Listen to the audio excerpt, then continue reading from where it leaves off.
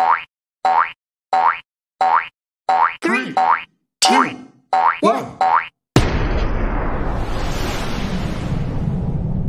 1. Assalamualaikum warahmatullahi wabarakatuh. Halo kawan-kawan semua, dimanapun kalian berada, Nara doakan kita semua dalam keadaan yang baik-baik saja.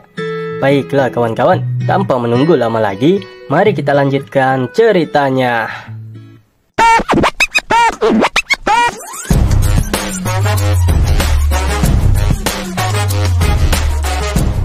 Sebelumnya kita sudah melihat Ki ungu liar yang ada di dalam tubuh Nam Gong Mai mulai meluap. Ki ungu liar itu semakin membesar dan meluap-luap seiring keterpurukan Nam Gong Mai. Nam Gong Mai jatuh pada lamunannya yang tak terujung. Dia terus saja menyalahkan dirinya yang lemah ini dan terus bertanya-tanya tentang apa yang sebenarnya saat ini dia pikirkan dan lakukan. Kenapa aku melakukan ini? Apa aku perlu kekuatan? Tapi untuk apa? Gumamnya, dan Ki ungu semakin besar untuk mengendalikan Nam Gong Mai. Nam Gong Mai merupakan anak Gaju, seorang anak dari keluarga terkenal dan sosok ayah yang cukup kuat. Begitu pula dengan saudara-saudaranya yang memiliki potensi yang cerah di masa depan. Oleh karena itu pula, sudah menjadi hal yang wajar dan biasa jika orang-orang juga berharap Nam Gong Mai menjadi kuat dan tidak tertinggal jauh dari saudara-saudaranya. Orang-orang dewasa di klannya memiliki harapan yang besar terhadapnya. Tanpa mereka sadari, secara tidak langsung mereka hanya mengintimidasi Nam Gong Mai kecil dan memberikannya beban yang sangat berat. Sebagai pewaris berikutnya dari keluarga Nam Gong, kau harus jadi kuat. Kau harus mengikuti jejak ayahmu dan mempertahankan kehormatan klan kita. Semua demi keluarga Nam Gong, ucap orang-orang dewasa itu kepada Nam Gong Mai balita. Nam Gong hanya karena marganya berasal dari darah keluarga Nam Gong. Semua orang dari klan memiliki ekspektasi yang tinggi terhadapnya. Nam Gong Mai yang masih imut itu hanya bisa menerimanya seolah-olah itu hal biasa. Tapi sayang seribu sayang, miris baginya karena ketika orang-orang itu mengetahui Nam Gong Mai tidak bisa menggunakan skill apapun, semuanya menjadi berubah. Sang ayah bahkan tidak segan mengatakan bahwa putra termudanya itu tidak bisa menjadi kuat. Bukan karena dia tidak peduli, sang ayah sangat menyayangi Nam Gong Mai. Dan karena dialah satu-satunya yang mengetahui kondisi dari Nam Gong Mai pada waktu itu, makanya dia melarang Nam Gong Mai untuk menggunakan ki-nya. Semakin Nam Gong Mai memaksakan untuk mengasah skillnya, semakin besar bentrokan antara tipe ki berbeda yang ada pada tubuhnya. Seperti yang sudah pernah diperlihatkan, Nam Gong Mai tidak bisa mengontrol ki tersebut dan akan sangat berbahaya untuk nyawanya sendiri. Mulai pada waktu itu, para orang dewasa mulai mengecilkan dan merendahkan Nam Gong Mai. Mereka mengatakan bahwa Nam Gong Mai merupakan keturunan langsung keluarga Nam Gong, akan tetapi dia bahkan tidak bisa menggunakan ki-nya. Dasar anak tidak berguna yang bahkan tidak bisa menggunakan ki. Kau membuat malu keluarga Nam Gong. Kau hanyalah bocah tak berguna yang menerima kebaikan. Hinaan terus saja dilontarkan padanya. Orang-orang dewasa yang awalnya menyimpan harapan besar dan memujinya, kini berbalik menghina dan merendahkan Nam Gong Mai.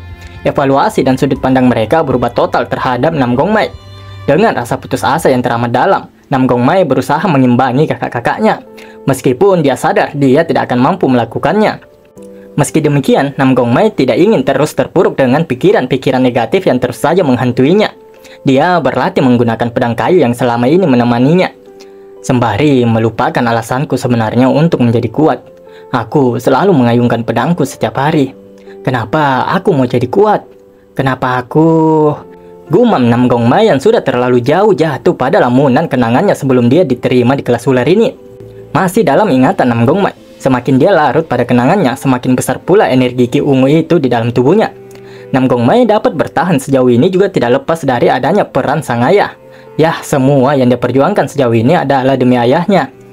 Hanya ayahnya lah yang masih peduli dan selalu ada untuknya di saat anggota klan lainnya merendahkannya. Mai, belajar ilmu pedang itu seru tidak? Ucap sang ayah. Nam Gong Mai mengiyakan ucapan sang ayah. Dia juga mengatakan suatu hari nanti dia pasti akan menjadi kuat dan melindungi orang-orang. Orang seperti apa yang ingin kau lindungi? Tanya sang ayah sembari mengelus-elus jenggotnya. Ya, orang-orang yang kesulitan, jawab Nam Gong Mai bocil dengan polusnya. Jadi menurutmu, apa itu kekuatan? Tanya sang ayah lagi. Pertanyaan sang ayah membuat suasana sejenak menjadi hening. Nam Gong Mai hanya diam sementara dan bingung ingin menjawab apa. Ayah, kekuatan adalah menjadi seperti ayah, jawabnya sesaat kemudian. Sang ayah hanya bisa tertawa kecil mendengar jawaban dari putranya itu. Dia lalu berdiri dan menuju ke arah Nam Gong Mai. Lalu, bagaimana kalau ku bilang aku adalah orang yang lemah? Tanya ayah Nam Gong Mei. Sekali lagi pertanyaan sang ayah membuatnya menjadi sangat bingung. Aku tidak mengerti maksudnya ayah. Ayah itu orang yang kuat, jawab Nam Gong Mei. Sang ayah sepenuhnya tidak menyalahkan jawaban dari Nam Gong Mei. Namun tentu ada hal yang harus diluruskan kepada anaknya ini. Oke, kau benar. Tapi jadi kuat bukan berarti kau bisa melindungi semua orang-orang. Melindungi orang-orangnya saja ayahmu ini kesulitan. Melindungi mereka yang membutuhkannya. Ayah ingin kau menjadi orang kuat dan jadi orang yang seperti itu. Tutup sang ayah menasihati dan menyemangati anak kesayangannya tersebut. Meskipun sebenarnya waktu itu Nam Gong Mei sama sekali tidak mengerti ekspresi serta perkataan ayahnya. Namun seiring berlalunya waktu, sekarang dia sudah sedikit mengerti. Meskipun sulit membuat mereka aman, aku masih ingin melindungi mereka. Itulah alasanku untuk menjadi kuat, pikirnya. Kembali ke waktu sekarang, di mana tahap pertama reverse flow Nam Gong Mei telah diaktifkan. Nam Gong Mei berteriak menahan rasa sakit di saat energi Ki ungu telah menyebar dan keluar dari tubuhnya. Matanya berubah perlahan dan menjadi merah. Ki ungu menyebar dengan cepat dan mendominasi tubuhnya. Namun sesaat kemudian, dengan tekad yang sangat kuat, Nam Gong Mei mengontrol Ki ungu itu dan mengubahnya menjadi Ki asli miliknya. Di saat itulah, Nam Gong Mei berhasil melepaskan diri dari ikatan yang menggantungnya. Energi Ki oren milik Nam Gong Mei memenuhi seluruh tubuhnya. Dia memotong cambuknya. Apa-apaan bocah ini? Gumam ketua assassin yang begitu terkejut dengan perubahan yang terjadi pada Nam Gong Mei. Nam Gong Mei tidak menyia-nyiakan kesempatan ini dan langsung menerjang ke arah assassin yang saat ini mencengkram leher Jinhyo. Bukan untuk menyerang assassin tersebut, Nam Gong Mei langsung dengan cepat merebut tubuh Jinhyo dari cengkraman si assassin. Kejadian yang begitu cepat membuat assassin tersebut hanya bisa menatap keheranan ke arah Nam Gong Mei. Aku berhasil membuat Kiku mengalir terbalik. Gumam Nam Gong Mei sembari menempatkan Jinhyo jauh dari para assassin yang saat ini mengepung mereka. Ketika bertarung denganku, dia sangat ceroboh. Tapi sekarang dia jadi benar-benar berbeda. Apa maksudnya dia berhasil berkembang sebanyak itu dalam waktu sesingkat ini? Ketua assassin masih tidak menyangka dengan perubahan dari Nam Gong Mei. Dia tentu saja bertanya-tanya di benaknya tentang apa yang sebenarnya telah terjadi pada Nam Gong Mei. Sementara itu, Nam Gong Mei mengamankan Jinhyo dan membaringkannya di bawah pohon untuk sementara waktu. Tentu dia tidak berniat untuk melarikan diri. Terlebih lagi membawa Jinhyo akan sangat menyulitkan. Orang yang kuat tidak menginjak-injak orang lemah, tapi melindungi mereka, ucap Nam Gong Mei. Dia lalu berjalan dan kembali meraih pedang kayu miliknya. Itulah orang yang kuat, lanjut Nam Gong Mei. Beuh, ya kuat sih kuat ya, tapi setidaknya harus ada pertimbangan siapa lawannya. Para assassin tentu tidak merasa takut sedikit pun pada Nam Gong Mei. Si ketua juga menyuruh bawahannya untuk segera membunuh Nam Gong Mei. Bocah sombong, matilah! Teriak assassin itu yang langsung melompat menerjang Nam Gong Mei dengan kedua pedangnya. Reverse flow, gumam Nam Gong Mei, dan di saat bersamaan Ki-nya mengalir menyelimuti pedang kayu miliknya. Meskipun Nam Gong Mei terlihat jauh lebih lemah dari para assassin, nyatanya dia bisa berhasil mengimbangi dan menangkis setiap serangan yang ditujukan padanya. Kekuatan ini adalah Ki dalam asliku, tapi aku masih belum bisa menggunakannya secara efisien karena baru belajar. Aku harus memaksimalkan kekuatannya dengan menggunakan teknik, gumam Nam Gong Mei. Nam Gong Mei lalu mengingat kakak pertamanya. Dia mengingat ada sebuah teknik yang sering digunakan oleh sang kakak dan merupakan teknik keluarga mereka. Itu juga merupakan teknik pedang yang sering dia latih selama ini. Sembari mengingat semua gerakan dan teknik tersebut, Nam Gong Mei mencoba untuk mempertaruhkan segalanya dan menggunakan teknik itu. Kini Ki oren miliknya mulai berkumpul dan terfokus pada pedang kayu miliknya. Melihat teknik yang digunakan oleh Nam Gong Mei memiliki energi Ki yang kuat difokuskan pada pedangnya membuat assassin itu berkeringat. Chang Chun Swordsmanship, Double Dragon Slash, teriak Nam Gong Mei. Teknik yang digunakan oleh Nam Gong Mei begitu kuat, dapat dilihat dari energi yang saat ini menyelimutinya. Nam Gong Mei benar-benar terlihat berbeda saat ini. Meskipun ini pertama kalinya dia bisa menggunakan Ki aslinya dalam jumlah besar dan pada pertarungan asli. Twin Dragon Twister Transformation, sebuah teknik yang langsung dilepaskan dan menghujam tubuh assassin yang ingin menyerang Nam Gong Mei. Serangan yang dilancarkan oleh Nam Gong Mei tidak dapat dihentikan maupun dihindari oleh assassin itu. Tubuhnya terlempar cukup jauh ke belakang. Dengan baju yang telah hancur dan celana yang compang-camping, assassin itu terkapar dan tak berdaya setelah terkena teknik dari Nam Gong Mei. Lagi dan lagi, Nam Gongmei mengejutkan ketua assassin itu. Daewon, dia adalah expert kelas pertama. Tapi dia dikalahkan oleh seorang bocah. Sebenarnya apa yang kusaksikan ini? Tanyanya di dalam hati. Dia tidak menyangka seorang bocah dapat mengalahkan seorang assassin yang berada pada kelas pertama hanya dengan satu serangan saja.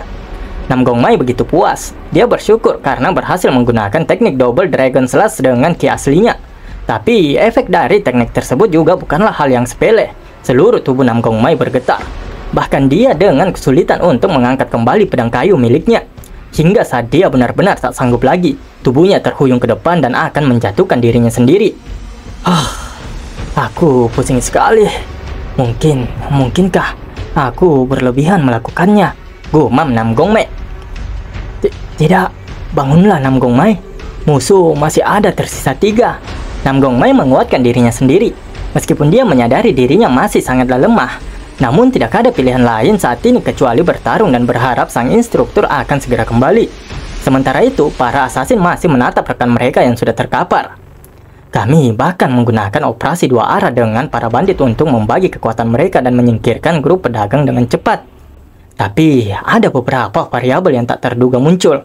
Kukira mereka akan menyelamatkan para sandera dan meninggalkan yang terlemah serta yang paling hebat dalam urusan pengobatan. Mungkinkah aku telah salah? Ketua assassin itu berkelahi dengan pikirannya sendiri. Dia benar-benar tidak menyangka bahwa rencana yang sudah dia susun dengan rapi kini hancur berantakan. Dia terus menatap ke arah Nam Gongmei yang saat ini mampu untuk bangkit kembali. Sesaat kemudian, dia membantah pikirannya sebelumnya. Dia yakin kalau penilaiannya itu sudah benar. Ketua assassin yakin jika sepertinya Nam Gongmei telah kehabisan kekuatan setelah mengeluarkan satu serangan tadi. Oleh karena itu, dia berpikir jika mereka bisa menangani Nam Gongmei saat ini. Dan dengan cepat, dia memberikan perintah kepada 2 assassin lainnya untuk menahan Nam Gongmei. Kedua assassin itu tidak menunggu lama mengiyakan dan langsung bergerak untuk menyerang Nam Gongmei. Apa mereka mau menggunakan trik yang sama untuk kedua kalinya? Tanya Nam Gongmei di benaknya. Pertarungan yang tidak seimbang ini pun dimulai. 2 assassin terlatih menyerang Nam Gongmei secara bersamaan. Si nomor 2 dengan cepat melayangkan cakarnya. Serangannya meninggalkan bekas di atas tanah namun masih dapat dihindari oleh Nam Gongmei. Meskipun dia sempat menghindari serangan si nomor 2, tapi lengannya tetap saja terkena salah satu cakar dari assassin itu. Aku kena serang. Aku tidak bisa benar-benar menghindari serangan mereka, gumam Nam Gongmei. Belum sempat dia menginjakan kakinya setelah melompat menghindari serangan si nomor 2. Pedang milik si nomor 1 sudah berada tepat di hadapannya. Baiknya, Nam Gongmei memiliki refleks yang cukup cepat dan masih sempat untuk menangkis pedang tersebut. Serangan kedua assassin tersebut bukanlah serangan biasa, itu karena di senjata mereka telah dialiri ki. Nam Gongmei berpikir dia pasti akan mati jika dia berhadapan secara langsung dengan para assassin ini. Meskipun keduanya menyerang secara bersamaan, Nam Gongmei masih mampu untuk menghindar dan dengan cepat melompat untuk memperlebar jarak di antara mereka. Sembari memikirkan cara untuk melawan kedua assassin tersebut, Nam Gongmei kembali melompat ke belakang agar dia memiliki waktu untuk memikirkan cara untuk menyerang. Saat dia berada pada jarak yang cukup jauh dari kedua assassin sebelumnya, sebuah bayangan dari atas langsung mengejutkan Nam Gongmei. Dia menyadari bahwa ada seseorang yang mencoba menyerangnya dari atas, dan ternyata itu adalah ketua assassin yang sudah berada tepat di atasnya dan langsung menyerang Nam Gongmei. Nam Gongmei tidak berkutik. Dia sama sekali tidak bisa menghindari satupun rantai dengan ujung besi yang dilayangkan si ketua assassin. Meskipun rantai-rantai itu tidak melilitnya, namun hampir setiap bagian tubuh Nam Gongmei kini dipenuhi luka sayatan dari ujung rantai itu. Mereka bertiga menyerang dari arah yang berbeda. Aku tidak bisa menemukan celah untuk menyerang balik. Menghindari semua serangan mereka saja sudah begitu sulit. Apa yang harus aku lakukan? Gumam Nam Gongmei. Saat ini dia benar-benar tidak tahu bagaimana harus menghadapi ketiga assassin ini. Kenapa? Kenapa kau menjadi diam saja? Kenapa kau tidak menggunakan teknik pedang yang kuat tadi? Ucapnya membuli Nam Gongmei. Di saat itu juga ketiga assassin ini maju bersamaan menyerang Nam Gongmei. Saking bingungnya, Nam Gongmei hanya terdiam menatap ketiga assassin itu menghampiri dirinya. Di pikirannya terdapat keraguan tentang apa yang harus dia lakukan terlebih dahulu. Kalau aku menggunakan teknik tadi, aku harus menghentikan momentum mereka terlebih dahulu. Tapi aku belum belajar semua gaya berpedang dengan benar. Si nomor 2 berhasil mendaratkan cakarnya dan menambah luka di lengan kiri Nam Gongmei.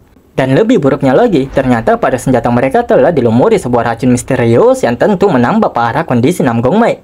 Silih berganti serangan masing-masing dari para assassin mendarat dan menyayat setiap bagian tubuh Nam Gong Mei. Tidak hanya ayahku yang menghadangku dalam membangun ki. Dia juga berhenti mengajarkanku berbagai teknik. Gumam Nam Gong Mei menerima semua tebasan yang menyayat tubuhnya. Ketua assassin tentu sangat puas dengan kondisi saat ini. Mustahil, kau akan menghindari ini, ucapnya yang akan memberikan serangan terakhirnya untuk membunuh Nam Gong Mei. Hanya ada satu teknik yang bisa kugunakan. Teknik pedang yang sudah kuulangi selama ratusan bahkan ribuan kali dalam sehari. Chancheon Swordsman, Ship Assistant. Dengan tubuh yang sudah babak belur, Nam Gong Mei benar-benar pasrah. Dia akan mempertaruhkan segalanya pada serangan terakhirnya di sisa tenaganya untuk sekali lagi menggunakan teknik pedangnya itu. Sorot matanya menjadi tajam. Fokusnya saat ini benar-benar tinggi. Auranya meledak. Bahkan ketua assassin sekali lagi begitu terkejut. Nam Gong Mei mengayunkan pedangnya sekuat tenaga.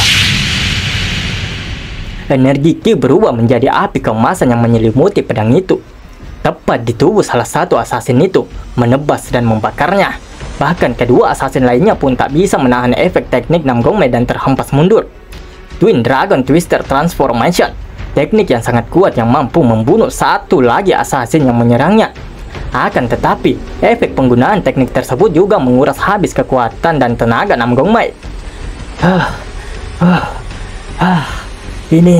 Ini belum selesai, ucapnya sebelum dia pada akhirnya terjatuh dan tumbang. Meskipun dia berhasil membunuh lagi satu dari assassin itu, Nam Gong Mei juga kehilangan kesadarannya, menyisakan dua assassin yang keheranan. Kedua assassin yang masih hidup itu tidak menyangka bahwa bocah yang mereka remehkan itu sebenarnya mampu membunuh dua di antara mereka. Dia mengubah teknik yang dia gunakan tadi. Padahal dia masih muda dan kurang pengalaman. Tapi dia bisa menggunakannya dalam waktu sesingkat itu. Gumamnya mendekati tubuh Nam Gong Mei. Dalam ilmu pedang, beberapa teknik dibuat demi satu alasan untuk memahami esensi-esensi sebuah teknik. Lalu bagaimana jika beberapa transformasi mungkin terjadi? Maka itu bukan lagi sebuah teknik, melainkan ilmu pedang sebenarnya. Ketua assassin lalu meraih sebuah pisau di balik bajunya.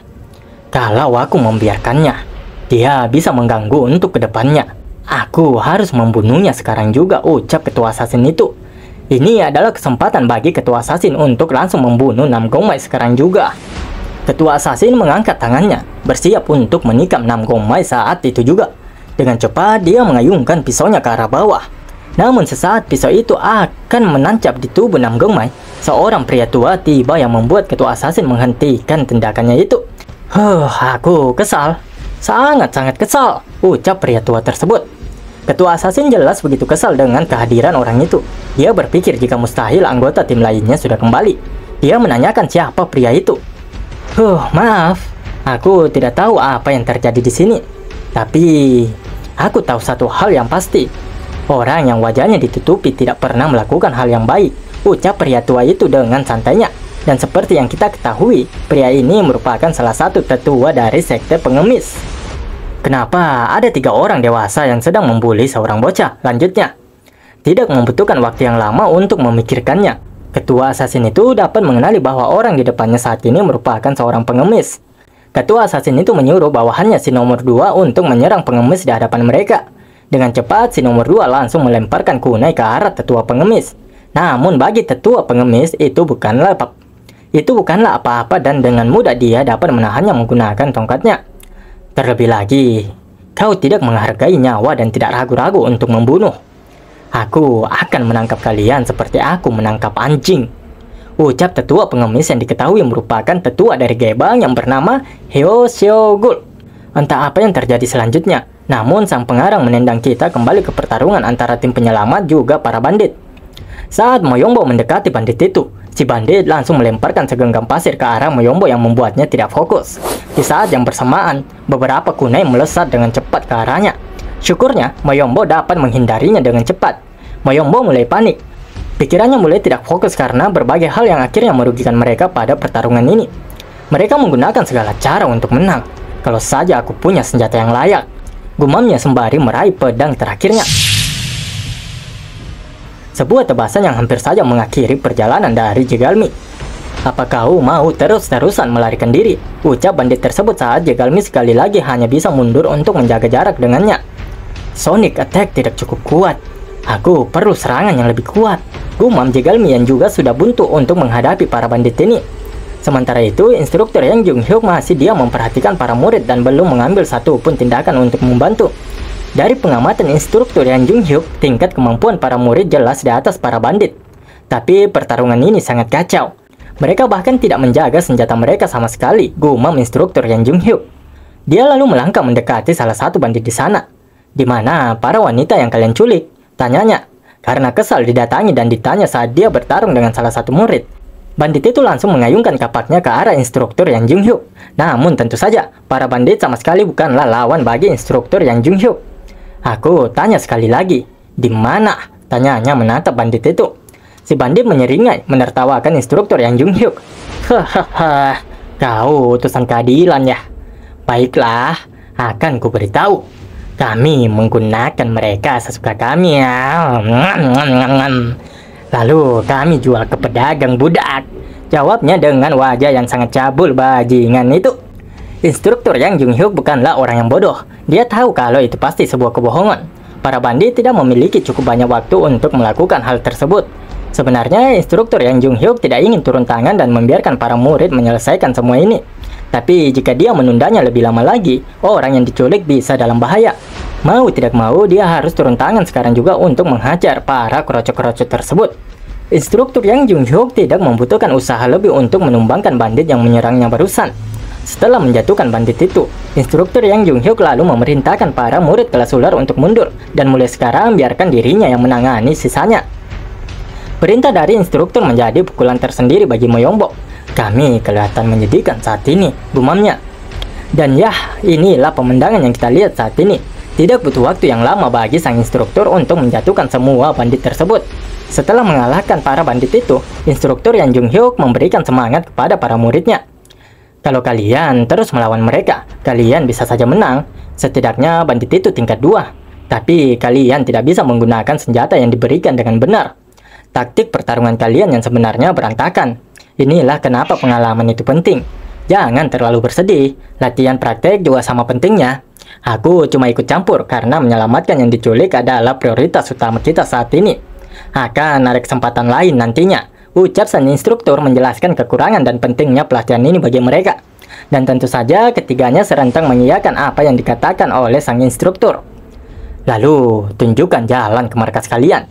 Pintanya pada salah satu bandit yang sengaja dia sisakan untuk membawa mereka ke markas para bandit. Kita lalu dibawa kembali ke lokasi para asasin dan Nam Gong Mei. Sekarang mana yang harus kehajar dulu? Ucap kakek-kakek ini, yang tentunya bukanlah seorang kakek-kakek biasa. Aura energi yang begitu kuat dari tetua Gaibang Hyo Seogul membuatnya terdiam dan tersadar siapa orang di hadapannya saat ini. Apa itu pembukaan 8 gerbang dari Gaibang? Gumam ketua asasin. Sekedar informasi, urutan pembukaan 8 gerbang dilihat dari simpul dan jangkauan dari Il Giul sampai Giu Giul. Hal tersebut dapat dilihat dari simpul para anggota Gaibang yang terdapat pada pinggang mereka. Ketua asasin yang menyadari hal tersebut menjadi panik. Kalau dia bisa membuka 7 gerbang, berarti dia pasti tetua Gaibang. Dia master tingkat atas. Tidak, ada kemungkinan dia sudah mencapai tingkat transenden, gumam ketua asasin itu. Tetua Hyo Seogul terus berjalan mendekati mereka. Semakin panik tentu kedua asasin yang tersisa. Dia memutuskan untuk saat ini, dia harus kabur dari tempat ini sesegera mungkin. Ketua asasin mengambil bom asap. Dia berniat untuk melarikan diri dengan menutup jangkauan penglihatan dari Hyo Seogul. Itu bom asap, ucap Hyo Seogul. Dengan cepat, Hyo Seogul langsung menerjang ke arah ketua asasin saat dia menyadari kedua asasin itu ingin melarikan diri. Bom asap terlebih dahulu meledak sebelum Hyo Seogul menggapainya. Baiknya Hyo Seogul tiba tepat waktu di depan Nam Gong Mei agar para asasin tidak membawanya. Dia kabur.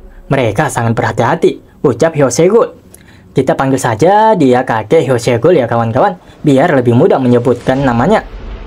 Kakek Seogul menatap dan memperhatikan Nam Gong Mei yang masih terbaring tak sadarkan diri.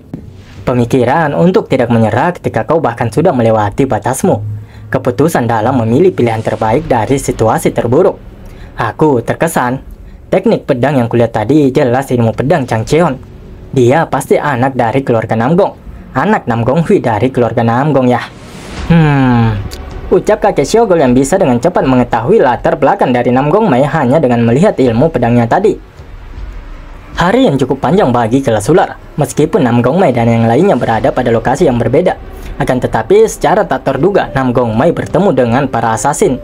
Dan di desa saat ini, para pedagang masih sibuk dengan memilah barang-barang mereka serta membantu para warga desa. Hingga tak lama kemudian, Wang Yiqiun menyadari ada sekelompok orang yang datang memasuki desa.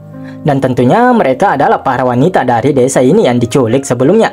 Dan kini telah berhasil diselamatkan oleh tim penyelamat yang dipimpin oleh instruktur Yang Jung-hyuk. Terlihat wajah sedih haru serta duka tergambar di wajah mereka. Seorang suami yang terpisah dengan istrinya, ayah yang sempat kehilangan putrinya. Kini mereka semua kembali bertemu satu sama lain. Suasana menjadi sangat emosional karena alhamdulillahnya para warga desa yang diculik dapat kembali hidup-hidup. Tangis haru mengiringi dinginnya angin malam di desa ini. Begitu pula dengan Jinho yang bisa kembali berkumpul bersama dengan sang kakek juga adik perempuannya. Wajah penuh bangga serta rasa syukur terlihat jelas dari instruktur Yang Jung-hyuk, Myeongbok, Jegalmi juga Wonpyo. Tapi betapa terkejutnya Jegalmi ketika dia melihat seseorang yang terbaring dengan penuh luka di dalam kediaman Jinho. Yah, tentu saja orang yang dilihat Jegalmi tidak lain dan tidak bukan adalah Nam Gongmai yang masih tidak sadarkan hingga saat ini. Syukurnya masih ada Yu Reo yang tidak terjadi apapun pada dirinya. Dia dengan sigap mengobati luka-luka yang ada pada tubuh Nam Gongmai. Tidak hanya Jegalmi, raut wajah begitu terkejut juga ditunjukkan oleh instruktur Yang Jung-hyuk. Nam Gongmai, kapan kau terluka? Gumamnya. Aku perlu meningkatkan ketenanganku. Jadi, mari bicara denganku.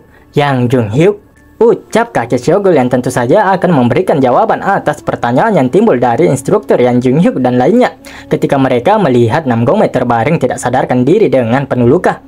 Apa kau tetua Hong Syogul, si pemabuk? Tanya instruktur Yang Jung-hyuk untuk memastikan siapa orang yang sedang berbicara dengannya saat ini. Kakek Syogul memalingkan wajahnya dan mengatakan entah kenapa dia selalu merasa sangat kesal setiap mendengar panggilan itu. Instruktur Yang Jung-hyuk menanyakan bagaimana kakek Syogul bisa berada di desa ini. Pertanyaan yang membuat si kakek Syogul menjadi semakin kesal. Bagaimana apanya? Aku jalan ke sini, terus kebetulan saja bertemu denganmu. Dan mengapa kau tidak memanggilku senior saja daripada tetua? Balas si kakek Syogul. Kalau begitu senior, apa kau yang membuat bocah itu jadi seperti ini? Tanya instruktur. Mana si Nam Gongmai yang sekarat itu gambarnya cuma kayak bocil yang tidurnya nyenyak lagi ya. Hoi, mau semabuk apapun aku. Ada batas yang tak akan pernah kulewati tahu. Jawab si kakek Syogul dengan jengkelnya sembari menusuk-nusuk Yang Jung-hyuk dengan tongkatnya. Instruktur Yang Jung-hyuk meminta maaf dan menanyakan jika begitu, apa yang sebenarnya telah terjadi hingga membuat Nam Gongmai seperti ini. Ya, aku mulai dari mana ya? Pertama, bawakan aku alkohol. Ya, sesuai lah ya kawan-kawan dengan julukannya si pemabuk. Padahal tatapannya sudah serius, tak kirain tadi. Dan yang pastinya instruktur Yang Jung-hyuk pun jadi kesal. Ya elah, dasar kakek-kakek ini, gumamnya mengumpat. Namun sebelum kakek Yang Jung-hyuk menjelaskan apa yang sebenarnya terjadi, Nara mengucapkan terima kasih banyak kepada kawan-kawan semua yang sudah mengklik video Nara dan menonton hingga akhir. Saya Nara Ewako 13. Wassalamualaikum warahmatullahi wabarakatuh.